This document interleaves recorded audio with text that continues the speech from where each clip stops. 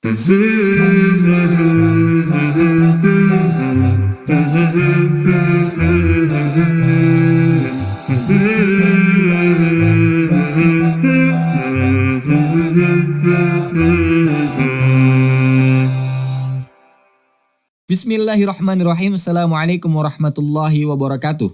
Alhamdulillahirabbil alamin wassalatu wassalamu ala Rasulillah amma ba'du. Sahabat keluarga muslim, apa kabarnya hari ini? Semoga senantiasa dalam keadaan sehat walafiat ya.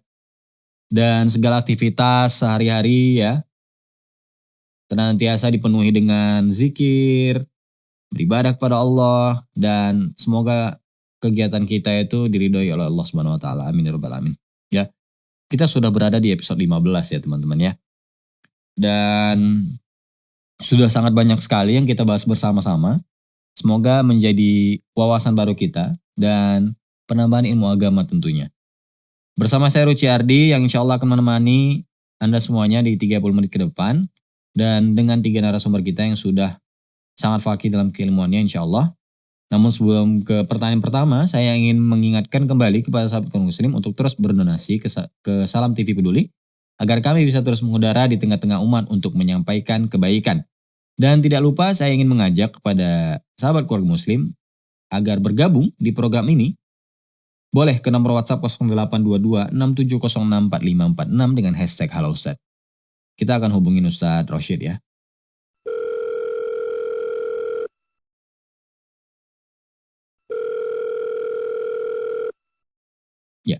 Halo Ustadz, Assalamualaikum. Waalaikumsalam warahmatullahi wabarakatuh. Ya Ustadz, saya dihianati oleh teman saya. Tidak menyangka akan menjadi begini. Apa yang harus saya lakukan ya Ustadz? Bagaimana saya harus bersikap? Apakah memutus silaturahim saja? Mohon nasihatnya. Taib, bismillahirrahmanirrahim. Alhamdulillahirabbil alamin. Sallallahu wasallam wa baraka ala nabiyina Muhammadin wa ala alihi wa ashabihi ajma'in. Pertama, sebenarnya silaturahim itu tidak tepat kalau kita berikan istilahnya ke teman ya. Karena silaturahim itu sebenarnya adalah untuk keluarga, kerabat. Sementara kalau untuk kaum muslimin secara umum, maka kita sebenarnya adalah ukhuwah Islamiyah. Itu yang sebenarnya lebih tepat istilahnya. Tapi ya kita di negara ini kadang-kadang silaturahim ini ya umum gitu. Sehingga dengan orang kafir pun kadang-kadang silaturahim juga namanya, ini kebablasan sebenarnya gitu kan. Nah, maka kita katakan untuk menjalin ukhuwah Islamiyah kita, persaudaraan dalam Islam atau ukhuwah imaniyah gitu kan, persaudaraan seiman gitu kan. Maka tentu kita berkewajiban untuk saling nasihat menasehati, untuk saling memperbaiki, untuk saling membantu, untuk saling mendukung dan lain sebagainya, tentu dalam perkara yang ma'ruf. Tadi disampaikan dalam pertanyaan, punya teman lalu dikhianati. Saya tidak tahu apakah teman ini maksudnya sejenis atau lawan jenis gitu kan. Terlepas dari itulah ya. Terlepas dari itu. Yang jelas bahwa kata Nabi SAW ya mengatakan almar'u ala dini khalilihi. Agama seorang itu tergantung kepada siapa yang menjadi teman dekatnya. Falyanzur ahadukum man khalil. Maka hendaklah salah seorang kalian memperhatikan siapa yang menjadi teman dekatnya. Karena memang itu berpengaruh. Ya, itu berpengaruh. Tadi teman dikatakan, ini soalnya umum ya, mengkhianati. Mengkhianati karena apa gitu. Jangan-jangan Anda yang mungkin, ya, si penanya, mungkin berbuatan dosa dan maksiat sehingga dia pergi meninggalkan Anda. Karena dia tidak ingin terlibat dalam perbuatan dosa dan maksiat gitu kan. Nah, kalau Anda baik-baik saja, lalu diputuskan oleh teman, ya, artinya tadi bahasa dikhianati gitu kan. Kalau teman-teman biasa lalu kita nggak cakapan, itu kenapa nggak cakapan? Dalam Islam ini nggak boleh. Nggak boleh kita lebih 3 hari tidak mencakapi orang yang pada asalnya kita selalu bertemu cakapan gitu kan. Tiba-tiba ini SKT istilah orang, SKT ya, ada saluran komunikasi yang terputus gitu kan. Nggak lagi komunikasi, nggak boleh selama 3 hari. La yahilu li muslimin an yahjura akhahu fawqa thalathi layalin. Tidak boleh, tidak halal bagi seorang muslim untuk menghajar, artinya tidak mengajak bicara saudaranya lebih dari 3 hari. Kalau 3 hari langsung kita bicara kembali. Karena dianggap selama 3 hari itu adalah masa-masa yang kita bisa menenangkan diri, bisa kembali terkontrol emosinya dan sebagainya. Nah intinya bahwa ketika Anda dikhianati, cross check dulu, evaluasi dulu apa yang terjadi sesungguhnya. Apakah karena saya maksiat, teman saya orang soleh ternyata dia nggak mau terlibat dengan kemaksiatan saya maka dia meninggalkannya, atau ya, dia yang memang sengaja melupakan begitu saja dengan teman hubungan baik selama ini, maka caranya adalah tetap saja diajak dialog, ya, diajak bicara, tetap saja jalin hubungan. Apalagi kita sekarang ini ada media sosial yang membantu, bisa Wapri, bisa Japri, ya mungkin Facebookan, Twitteran, Instagraman, ya, apalagi coba, bisa juga Telegraman dan lain sebagainya. Banyak sekali fasilitas-fasilitas yang bisa kita pakai untuk menjalin hubungan ukhuwah Islamiyah itu tadi dengan baik. Tapi kalau ini yang melawan jenis, ya, dan itu nggak mahram, ya nggak boleh. Anda bersyukur, ya, Anda bersyukur lepas dari itu. Karena memang dalam Islam ini kalau hubungan yang lawan jenis, ya, yang seperti ini itu diharamkan. Kalau Anda ingin berhubungan yang lebih serius, ingin menikah, ya udah, Anda silahkan nazar melihatnya, ta'aruf, ya, nazar ta'aruf, kemudian juga menkhidbahnya, meminangnya, kemudian zawat, menikahi, yang selesai. Nah, gitu. Jadi intinya bahwa lihat dulu evaluasi diri Anda, siapa yang salah. Kalau Anda yang salah selama ini karena maka dia mengkhianati, maka segera minta maaf. Ya, kalau dia merasa salah, maka nasihati dia bahwa yang benar itu begini dan sebagainya, sehingga hubungan Anda kembali dapat berjalan dengan normal dan ukhuwah Islamiyah bisa terjaga dengan baik. Mudah-mudahan bermanfaat bagi penanya. Wallahu taala a'lam. Iya, syukron jazakallah khairan Ustadz Rosyid, ya, yang sudah memberikan nasihat terkait sahabat kita yang bertanya karena dia habis dikhianati oleh temannya, ya. Ya, kalau saran dari saya, ya, buat sahabat yang bertanya, memang dalam pertemanan atau perkawanan gitu, ya, atau persahabatan mungkin, ya ada namanya komunikasi. Mungkin komunikasi ini yang ada miskom kalau biasanya kita bilang. Miskomunikasi, ada komunikasi yang tidak tersampaikan. Nah itu makanya mungkin sebabnya boleh kita untuk berdiskusi kembali atau tabayun, ya. Mungkin bisa ditanya, kenapa kau melakukan ini, kenapa kau melakukan itu. Jadi hal-hal yang kita duga sebelumnya atau kita merasa dikhianati itu bisa dijelaskan. Oh ternyata penyebabnya kita sendiri. Mungkin kan kita nggak tahu. Ternyata dia berbuat seperti itu karena kita sebelumnya yang sudah melakukan duluan. Nah ini yang harus kita diskusikan, komunikasikan kembali agar tidak terjadi kesalahpahaman yang berkelanjutan, ya. Semoga tercerahkan, ya, buat sahabat yang bertanya. Ya, sahabat keluarga Muslim, nanti kita akan lanjut di pertanyaan kedua bersama Ustadz Muslim. Namun setelah jeda berikut ini jangan kemana-mana, tetap di program Halo Ustadz. Salah satu anak tetangga saya ada yang belum menikah. Spontan saya tersenyum dan dia pun demikian. Apakah hal ini dibolehkan Ustadz? Kalau tak mengapa, biar setiap hari saya berbagi.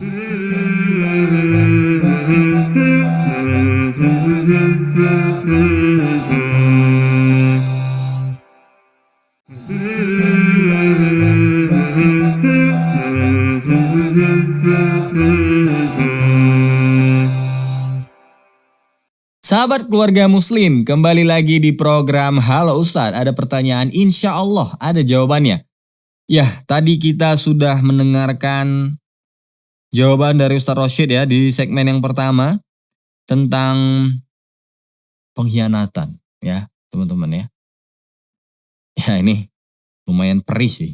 Ya, tapi ini kita akan lanjut di pertanyaan kedua. Namun sebelum itu, saya ingin mengajak kepada sahabat keluarga Muslim untuk terus berdonasi ke Sound TV Peduli agar kami bisa terus mengudara di tengah-tengah umat untuk menyampaikan kebaikan. Dan tidak lupa saya ingin mengajak kepada sahabat keluarga Muslim bergabung di program ini dengan cara chat ke WhatsApp pertanyaannya dengan hubungi ke nomor 0822 67064 dengan hashtag Halo Ustadz. Kita akan hubungi Ustadz Muslim, ya.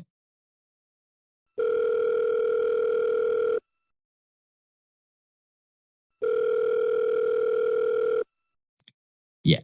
Halo Ustadz, Assalamualaikum. Waalaikumsalam warahmatullahi wabarakatuh. Ya, Ustadz, saya ingin mengamalkan berbagi kepada tetangga. Salah satu anak tetangga saya ada yang belum menikah. Ketika saya mengetuk pintu, dialah yang membukanya. Spontan saya tersenyum dan dia pun demikian. Apakah hal ini dibolehkan Ustadz? Mengingat saya juga belum menikah. Kalau tak mengapa, biar setiap hari saya berbagi. Mohon pencerahan Ustadz. Tafadhol Ustadz. Masya Allah, ya. Pertanyaan cukup menggelitik, ya. Masalah tentang berbagi. Pertama, berbagi itu adalah perkara yang baik. Berbagi, bersedekah itu adalah perkara yang mahmud.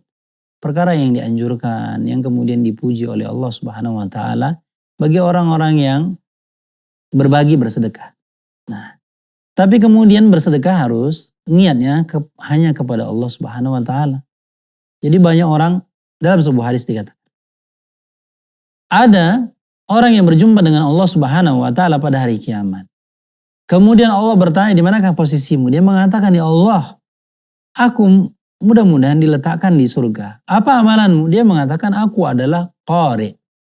Aku adalah seorang qari yang hafal Al-Quran, yang paham Al-Quran dan yang membaca Al-Quran. Maka kata Allah Subhanahu wa taala, "Kadzdzabta, dusta." Kenapa? Karena kamu membaca Al-Quran, menghafal Al-Quran, belajar Al-Quran, liyuqalu laka bihi qari. Agar kamu dikatakan sebagai seorang qari. Niatnya apa? Niatnya bukan untuk Allah, tapi apa? Untuk agar dikatakan qari. Yang kedua, ada orang yang mujahid fisabilillah, orang yang berjihad. Kemudian ketika berjumpa dengan Allah, dikatakan bahwasanya kamu itu di mana posisinya? Dia mengatakan, "Ya Allah, aku berjihad di jalan Allah. Aku pasti akan mendapat ganjaran surga." Kata Allah Subhanahu wa taala, "Kadzdzabta, dusta." Bahwasanya kamu berjihad, mengangkat senjata, bertempur di medan jihad adalah liyuqalu laka jari', agar kamu dikatakan adalah orang yang gagah berani. Yang ketiga, orang yang banyak bersedekah. Hati-hati di sini bagi orang yang bersedekah. Dikatakan orang yang bersedekah, yang banyak bersedekah, kemudian menghadap kepada Allah Subhanahu wa taala ketika Allah menanyakan, "Bagaimana posisimu?" Dia mengatakan, "Di surga karena saya banyak bersedekah." Kata Allah, "Kadzdzabta, dusta." Kenapa? Karena ketika kamu memberikan sesuatu sedekah adalah agar kamu dikatakan jawad, kamu dermawan. Ikhwan, akhwat yang dirahmati Allah Subhanahu wa taala, ketika kita bersedekah itu bukan karena ingin lihat senyumnya tetangga, bukan. Bukan ingin disanjung, dipuji, bukan. Atau kita ingin bertemu dengan fulanah, bukan. Tapi ketika kita bersedekah adalah untuk Allah Subhanahu wa taala niat. Jadi bagi kita sedekah ketika waktu itu pas kita buka, ternyata pintu yang buka pintu adalah anak gadisnya dan dia tersenyum. Apakah kemudian kita terus ingin mendapatkan senyumannya? Enggak. Karena apa? Karena penglihatan yang pertama laka. Maka kata Rasulullah, ketika kita melihat sesuatu yang tidak boleh dilihat, atau bukan hak kita, atau itu tidak dibolehkan, diharamkan oleh Allah, maka kadang-kadang kita melihat aurat orang terbuka di sana sini dalam kondisi kita, lingkungan kita sekarang ini. Ketika melihat pandangan pertama itu punya kita, tapi kemudian kita pelototi, kita lihat lagi yang kedua itu bukan punya kita. Itu menjadi dosa bagi kita. Jadi bagi kita yang mendapatkan senyuman pertama, jangan kemudian kita mencari senyuman yang kedua dan ketiga. Dan niatkan bahwasanya sedekah itu adalah hanya untuk Allah Subhanahu wa taala. Wallahu taala alam bisawab. Ya, syukuran jazakallah khairan Ustaz Muslim ya. Atas jawabannya yang Masya Allah. Ya buat sahabat yang bertanya, ini kayaknya mengambil kesempatan dalam kesempitan nih ya. Jadi bukan berbagi itu memang karena niat kita yang memang pengen berbagi. Bukan karena ada anak tetangga yang memberikan senyuman yang luar biasa. Masya Allah ya. Ya bukan seperti itu niatnya gitu ya. Jangan sampai salah niat jadinya. Kalau memang sudah hari pertama misalkan dibuka pintu dia. Tapi kalau hari kedua kita mau berbagi, ya kalau kita khawatir terjadi senyuman itu lagi ya kita letakkan aja mungkin di gagang pintunya atau depan pagarnya kali ya. Ya biar tahu gitu ya. Atau diketuk dari jauh kemudian letakkan depan pagar. Udah selesai. Jangan sampai nunggu buka pintu terus memberikan senyuman yang mempesona gitu ya. Sampai kita lupa kalau itu gak boleh jadinya. Ya. Dan kalau memang mau nikah ya tafadhol. Mana tahu dia memang sor juga kan. Ya gaskan aja. Oke. Ya. Syukran jazakallah untuk Ustaz Muslim sekali lagi. Nanti kita akan lanjut di pertanyaan ketiga. Namun setelah jeda berikut ini jangan kemana-mana. Pernah suatu ketika saya nggak sengaja ngelihat salah satu story siswa itu mengucapkan kata-kata tidak pantas ke orang tuanya. Bagaimana Ustadz? Adakah saran dari Ustadz?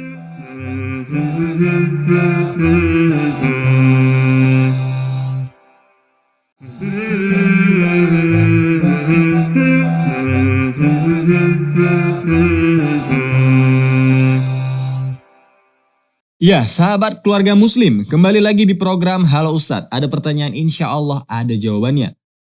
Tadi kita sudah mendengarkan 2 jawaban yang sangat Masya Allah sekali ya. Ada nasihat, ada pencerahan ya. Dari Ustadz Rosyid dan Ustadz Muslim. Nah, yang kali ini pasti Ustadz Zulham. Namun sebelum kita ke pertanyaan ketiga, saya ingin mengingatkan kembali. Agar terus berdonasi ke Salam TV Peduli. Agar kami bisa terus mengudara di tengah-tengah umat untuk menyampaikan kebaikan. Dan tidak lupa, saya ingin mengajak kepada sahabat yang ingin bergabung di program Halo Ustadz, boleh tanyakan langsung ke nomor WhatsApp 0822 67064546 dengan hashtag Halo Ustadz. Kita akan hubungi Ustadz Zulham ya.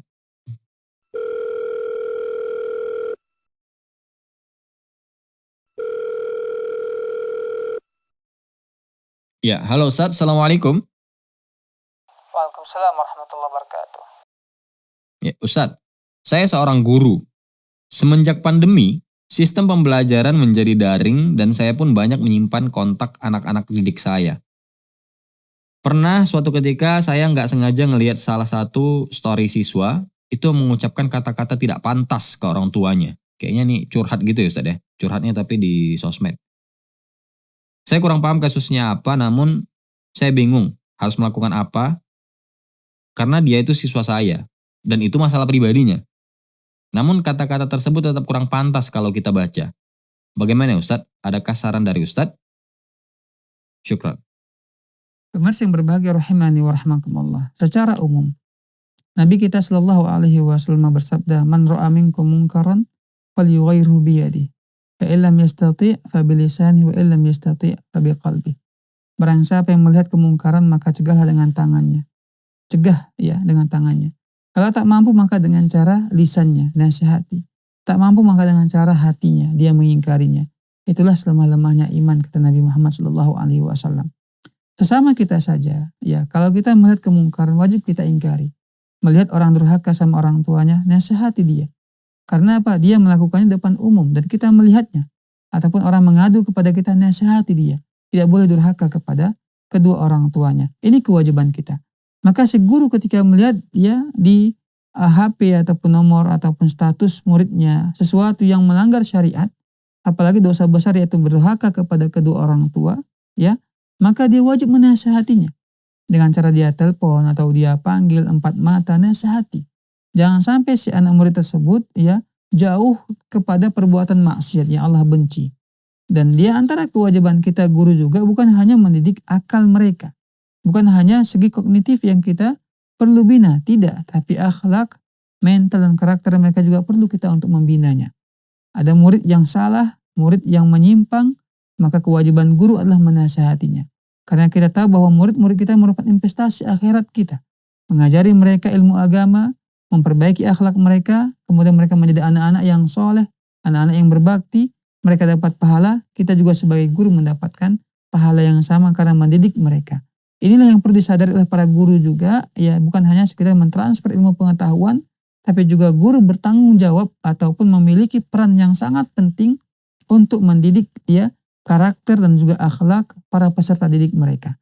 Jadi silahkan dan bahkan di antara yang sangat dianjurkan, kalau memang melihat hal seperti itu meskipun ya di statusnya ataupun di media sosialnya kita lihat dia bertingkah sesuatu yang tidak baik, yang tidak sopan, maka nasihat dengan cara lemah lembut. Dengan cara 4 mata, dengan cara ya jaringan japri, jaringan pribadi, ataupun dengan cara inbox dan segala macam lah. Sarana dan wasilah yang bisa kita gunakan. Tujuannya adalah untuk menasihati dia agar dia berubah dan jangan mengulangi perbuatan buruknya, terutama kepada kedua orang tuanya. Wallahu ta'ala alam. Iya. Syukran jazakallah khairan Ustadz Zulham ya atas penjelasannya. Ya terkait sahabat yang bertanya, seorang guru tadi ya, ya kita kurang lebih sama ya. Nah ini karena terkait di handphone ya, yang memfasilitasi kan orang tuanya. Kalau bisa kita diskusikan langsung aja sama orang tua. Ini kalau dari saran saya pribadi ya, kita diskusi sama orang tuanya. Ini loh Pak, Bu, anak Bapak, anak Ibu seperti ini, apa penyebabnya kira-kira.